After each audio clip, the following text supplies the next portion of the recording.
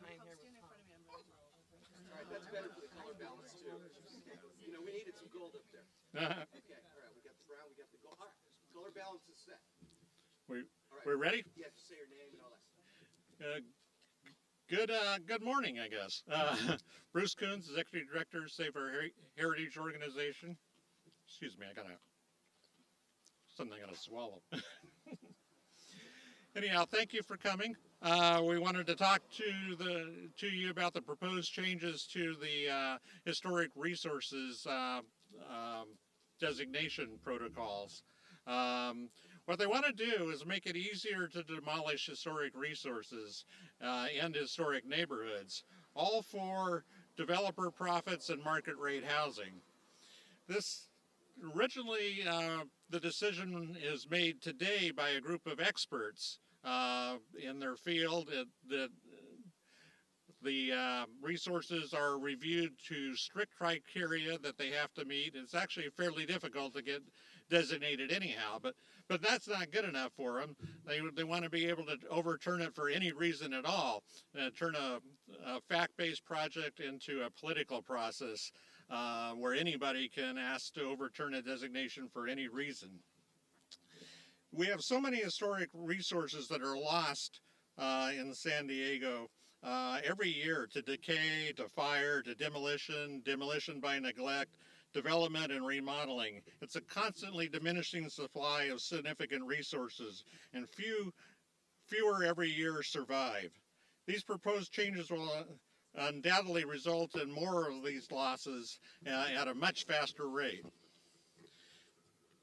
These sites are the sites that make our city beautiful, economically prosperous, and they preserve naturally occurring affordable housing, unlike the new projects that remove this already affordable housing.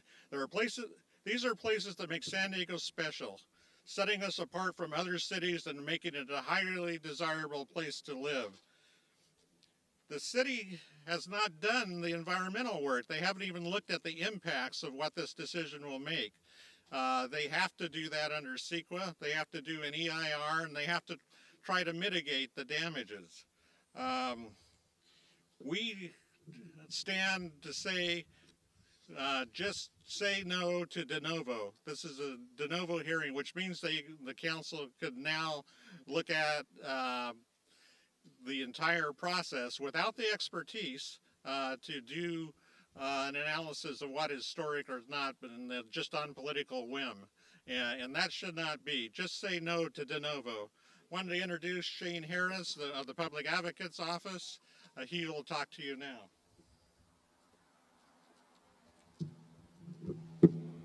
Good morning, and thank you for being here. First and foremost, my name is Shane Harris, and I'm proud to serve as the San Diego Public Advocate. I'm proud to be standing here with my colleague and friend, Bruce Coons, the Executive Director of the Save Our Heritage Organization in Soho, and residents across our city, particularly Mills Act Home residents. First, I'd like to thank Miss O'Day, who is hosting us today at her beautiful Mills Act Home right behind us. Let's give her a big hand, and Bruce a big hand. We're here today in front of a Mills Act designated home to sort of illustrate the overarching concerns that we have in regard to how our city, the city's direction is taking pertaining to historical sites and homes. On Thursday, the San Diego Planning Commission will take up Item 1, Package A, of the Preservation and Progress Initiative, which includes a dangerous amendment to the city's Historic Preservation Ordinance. That amendment would allow what's called a de novo appeal, a change that would let the city council rehear historic site designation cases from scratch if someone disagrees with the Historic Resource Board's decision.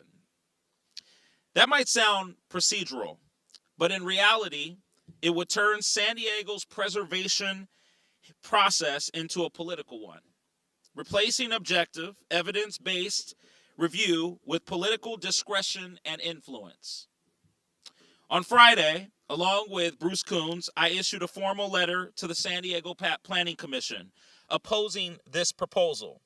In that letter, I made it clear that this amendment threatens to undermine the integrity of our preservation process by inviting political interference into decisions that should solely remain professional, impartial, and rooted in fact. For over 20 years, neither the Historic Resources Board nor the City Council has supported this kind of change, and for good reason.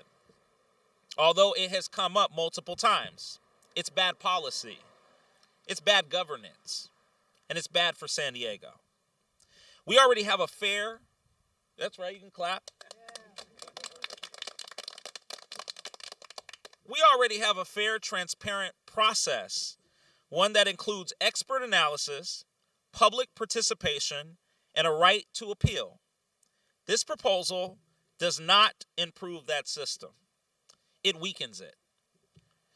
Right now, San Diego's Historic Resources Board, the HRB, is made up of trained historians, architects, preservationists, and community members who review nominations based on strict, objective criteria. If this amendment passes, the City Council, which does not have the same professional experience or expertise, could overturn those expert findings under political pressure. That opens the door for influence from developers, special interests, or anyone that with the resources to lobby their way around the facts. That's not how you protect history. You see, that's how you erase it.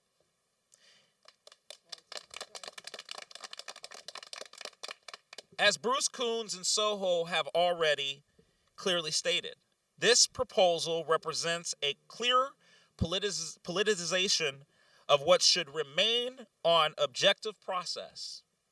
It would replace consistency and integrity with subjectivity and favoritism. And once you politicize preservation and history, you can't go back.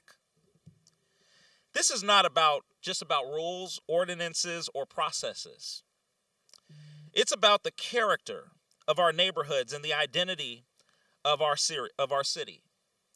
From Sherman Heights to Golden Hills, Ocean Beach to Mission Hills, San Diego's historic homes tell the stories of the people who built this city. From southeastern San Diego to Barrio Logan, they are living history, tangible links to our past that shape who we are today. Many of these neighborhoods also represent naturally occurring affordable housing, or NOAA. They're modest, human-scale homes that remain affordable without subsidy. Preserving them helps to protect working families and maintains the diversity that gives San Diego its soul. If we lose these homes to redevelopment or neglect, if we lose a part of ourselves, we'll never get that back. Earlier this year, I launched the Hands Off Mills Act initiative. My office, the Office of the San Diego Public Advocate, has already gathered more than 1,500 petition signatures from residents across our city, from San Diegans who want to preserve respect for historic Mills Act homes and sites. That response shows us very clearly one thing, that people across the city care deeply about preservation. Not because it's about old buildings, but because it's about values, transparency, fairness, and protecting the history that defines our communities.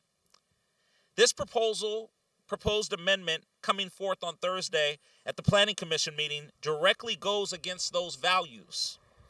It sends a message that politics can override history. And we are here to say clearly that we will not let that happen. Say it with me. We will not let that happen. So today, I'm calling on the San Diego Planning Commission to take a stand for fairness, for history, and for the people of this city. I've proposed in my letter the removal of the proposed de novo appeal amendment from Package A. All of you in the media received my office's letter to the Planning Commission. I also called on them to protect this independence of the Historic Resources Board, the HRB, and keep historic preservation professional, transparent, and fact-based, not political. And I'm asking San Diegans everywhere to speak up. Send letters. Attend the meeting this Thursday, because once our historic homes and neighborhoods are gone, they're gone forever.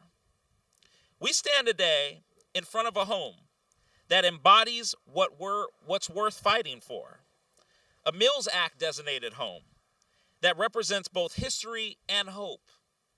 Let's not let politics destroy the very legacy that makes San Diego beautiful, unique, culturally diverse, and rooted in community. Let's strengthen preservation, not weaken it. And we're asking for the Planning Commission this Thursday to remove the de novo portion of their proposed amendments. I'll take any questions from the media at this time. Thank you. Bravo. Thank you. Well, Shane, we got enough for a documentary, but I will ask you this.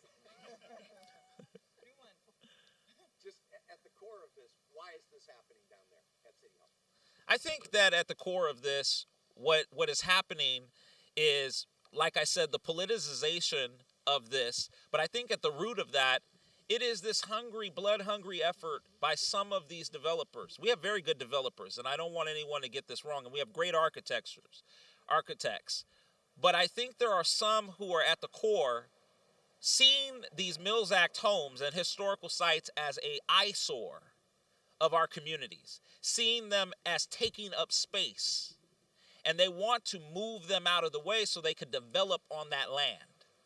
Because the Mills Act and really the historic preservation rules and ordinances that protect these homes across our city, and I say across our city because, many people want to make this a racial issue and say that, oh, those are just white people, the rich white people in Mission Hills and Ocean Beach that have these sites. No.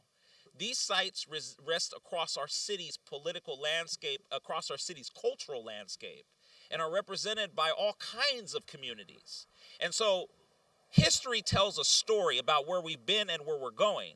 I think that their goal is to wipe history so they could develop on this land. It's to me, it's erroneous that they cannot figure out how to preserve history, protect history, and also get the job done when it comes to building affordable housing across our city. You can do both. But what you have is you have a politicization of City Hall where they go into neighborhoods and say, this is what we're going to do to you. We don't care what you think. We're not going to hold town halls. We're not going to do the work and take the time that is needed to ensure that what we're developing works, that it is actually transferable to the residents that they say they're trying to protect, low-income, working-class families. Many of these developments, we've talked about it, across our city, they're not close to transit like they're promised. They're not affordable like they're promised. And so now they want to say, okay, well, these Mills Act homes are in the way. We need to get them out of the way so we can develop on that land. And what I'm saying is as a 33-year-old who is also trying to build my sustainability in this city and who also grew up here, and I've seen both sides of this conversation, I don't think it's right to go into neighborhoods and just wipe history at the expense of, trying to build quote unquote affordable housing. And I damn sure don't think it's right to go in and try to politicize a process that has never been political ever. It has been solely led by the professionals who understand this space. I just think it's completely wrong what they're doing at City Hall.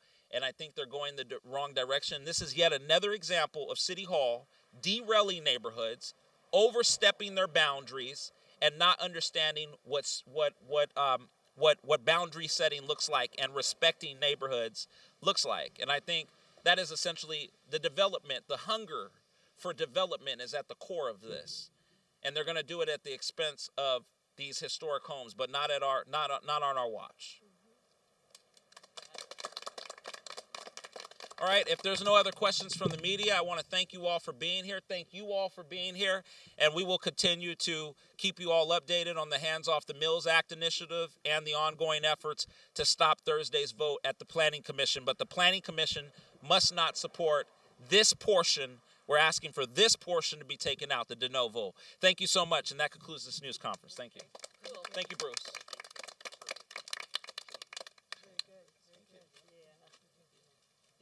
Thank you for hosting. Of course. That was great. I wish I could speak like you. What a gift. Good work. Excellent. Excellent.